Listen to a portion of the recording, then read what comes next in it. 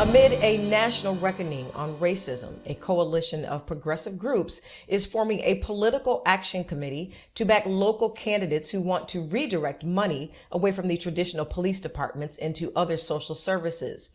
An outgrowth of the defund the police movement, the WFP Justice Fund is led by the Working Families Party and the Movement for Black Lives Electoral Justice Project. The PAC has filed paperwork with the Federal Election Commission and plans immediately to begin accepting contributions and vetting candidates to support. Joining us now to talk more from Greenville, South Carolina is Dr. Yue Thompson. Dr. Yue, what is your response to any element or any engagement on a defund the police project? I totally disagree and categorically deny such thing needs to happen.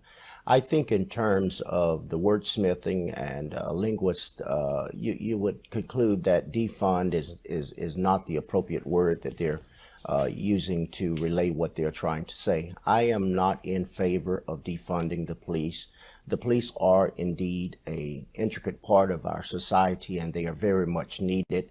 I am in favor of police reforms, of changing the culture by which the police operate within our inner cities. I'm for any type of legislation that we can put forward to amend the policies, practices, procedures that our police departments around the country execute on the streets of our American cities. I am not, and I repeat, I am not in favor of defunding the police at all.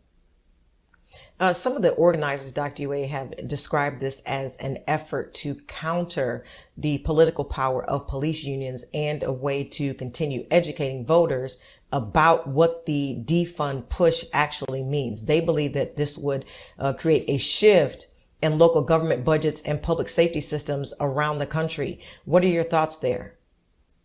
Well, currently, we already have a shortfall in budgeting at our various police agencies. You know, I know that is the case here in our own police agency. But at the same time, I don't think that they are relaying the proper message. We don't need to defund the police. We need to fight the militarization of the police departments. We don't want a military patrolling civilian neighborhoods. There's a place and a time for the military, and we don't believe that place and time is our public streets in civilian territory. So I'm against militarizing the police departments because that emboldens the actions and behaviors that we often see from a hostile type of perspective. So I don't think they're relaying the proper message. What is are the circumstances or consequences or reactions if police departments around the country are defunded? What does that mean for the safety of our people? What does that mean for law enforcement as a whole? And your final thoughts? Well, I think in terms of, when you think in terms of what police are, they are first responders. They respond when someone dials 911, whether it be an accident, whether it be some domestic disturbance, whether it be something violent.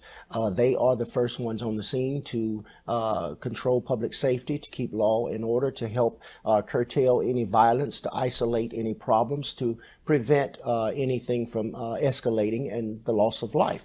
So I think in terms of just them being first responders, their importance speaks for itself, because we live in a society where people will break the law and people will do bad. There are people who would inflict harm upon us, and so we need the police to help counter that. And I believe that, you know, they are needed, and that, you know, by being first responders, they should be utilizing all of the aspects of that gift in order to keep law and order, public safety, etc.